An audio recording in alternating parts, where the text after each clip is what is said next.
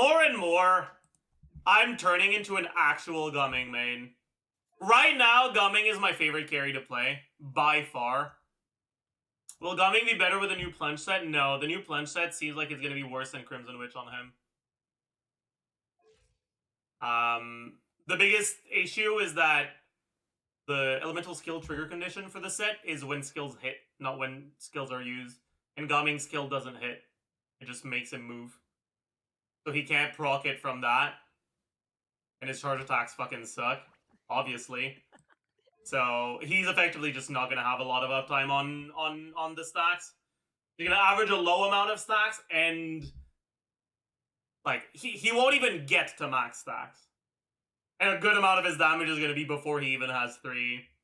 The main reason why Crimson Witch is good on Gumming is because 15% melt damage is kind of a big fucking deal. It's a lot better than 15% pyro damage.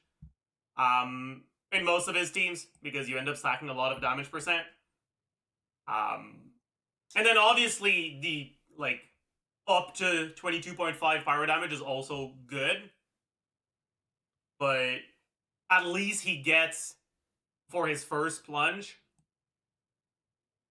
7.5 of that 22.5 and the 15% melt damage.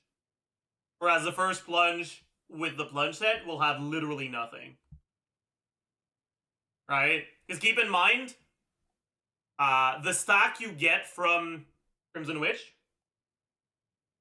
happens when you use your elemental skill, which means that you'll have that stack for the first plunge, because you generate this stack when you skill before your plunge.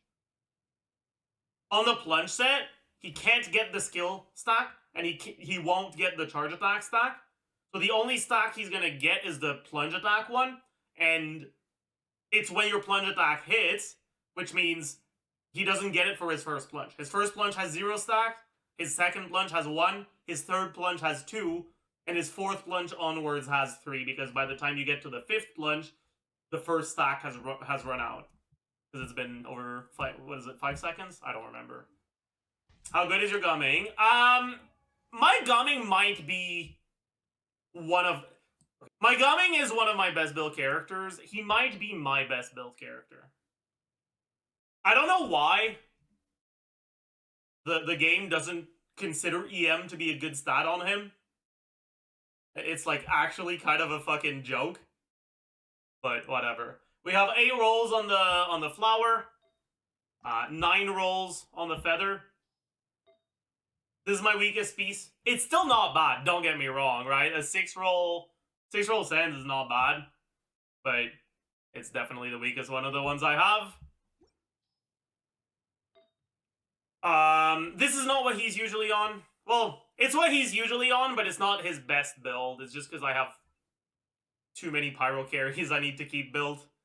But this is his best build. Which is a 9 roller goblet as well. And I have a 7 roll circlet. Which is kind of a lot. It's a really good fucking build, honestly. Oyo don't want you playing Melt. True. So, like, they have EM main stat. Wait, HP main stat 6.2%? What do you mean? What do you mean? Did they see that he heals himself based on a portion of his HP and be like, oh my goodness, that's an HP scaler right there? Yeah, I'm actually curious. Do more people have ER or attack sands on her? A lot more attack sands. Interesting. I think it's Hutao players. True, actually. You can use Marie-José, yeah. The problem is that if you're not playing with Farina, Marie-José only stacks after his first plunge. And because of that, it's not actually better than Crimson Witch. Crimson Witch is, like, about as good. Crimson Witch is actually, Crimson Witch is a bit better. They're relatively similar in Farina teams, with Marie-José generally being, like, slightly above. But it's gonna depend on your specific build. But in non-Farina teams, Marie-José is behind. You guys want to see a magic trick? Bro, this guy's been getting up for over a full-ass day. Anyways. Well, no! I don't want to talk about it. I don't want to talk about it. I did not realize I was gonna fucking miss, dude. Okay. So, if you do this, you can end up getting 2 melts from your frozen aura. Isn't that crazy? I got a 50k, and unmelted is 17. Isn't that crazy? Ow. So, we apply Hydro. It gets taxed because of aura tax. The enemy has 1.6U Hydro. By the time we hit with Cryo, it's down to like 1.5U Hydro. And we hit with 2U Cryo. And here, what happens is this 2U Cryo is going to completely wipe the Hydro aura. And you won't get an underlying aura. But you will get a frozen aura. The thing is, the size of the frozen aura is a little different from other reactions. The frozen aura is going to take whichever one is the lowest of the two, and it's going to double that. So between these two, the lowest is 1.5U, which means that you will end up with a 3U frozen aura. But as it turns out, that behaves like a cryo aura. And if you apply 1U of pyro onto a cryo aura, it's going to remove 2U of the cryo aura, or in this case, the frozen aura, and you'll be left with 1U of frozen aura. So you can trigger a second reaction off of it. Probably the best way to show this interaction is against the Swanee. Why do I default to putting Zhongli, but I should put Lanya on, huh?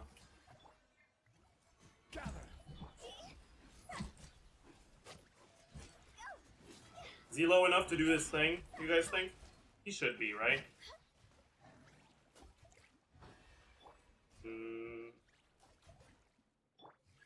Okay.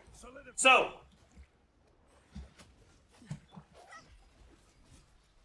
we get 2 melts. Bro. We get 2 melts off of the thing, which means that our second melt is hitting him before he gets unfrozen, which is the same as before he loses his Omega increased resistances. In other words, if you hit him with a 2U cryo attack while he's in his, like, hydro form, you're going to need 2 melts instead of only 1 in order to remove his resistances. And so if you're using characters that have slow but hard-hitting attacks, I guess a good example would be Arlecchino. If you're using Arlecchino and you already claimed your Bond of Life so you don't have to do a charge attack, if you freeze with Citlali, or if you freeze him on that attack with Citlali's Burst, and then you swap to Arlecchino, you'll do 0 damage on your first melt, the N2, the N3, and the second melt. So you'll have 4 attacks that basically do no damage. So basically, do an additional charge attack before the normal attack if you triggered the freeze with Citlali's Burst. If you triggered the freeze with Citlali's skill, you don't have to worry about it. Because Citlali's skill is 1U cryo, which means the frozen aura will be 2U, not 3, or not 4, and so it's gonna go away after 1 reaction. So you'll be fine. How much Hydro Aura does he have? I don't know. I actually have no idea. I know it's at least 2U. Because if it was less than 2U, the frozen aura would be smaller. Oh, actually, I've just thought of a really good way of showing just how much this can end up being a problem. Enemy internal auras have no consistency. Yeah, it's a little... Yeah.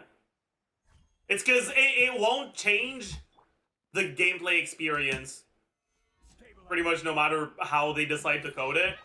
So they probably have no incentive to really give that much of a shit.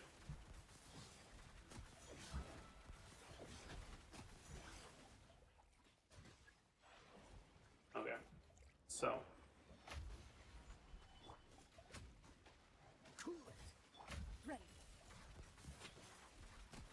Right, we lose out on, or it takes us a little bit to get him unfrozen. We get a few superconducts before he goes down. I hate how against Electro Shield, sometimes Cryo is more effective, sometimes Pyro is more effective. There's no one answer to it. I mean, they're equally as effective, with one exception. There is one enemy in the whole game that has a shield that has an Electro Shield that is more vulnerable to Cryo. It's the Fatui Skirmisher. Every other Electro Shield in the whole game is going to take the same amount of Pyro or Electro applications to destroy.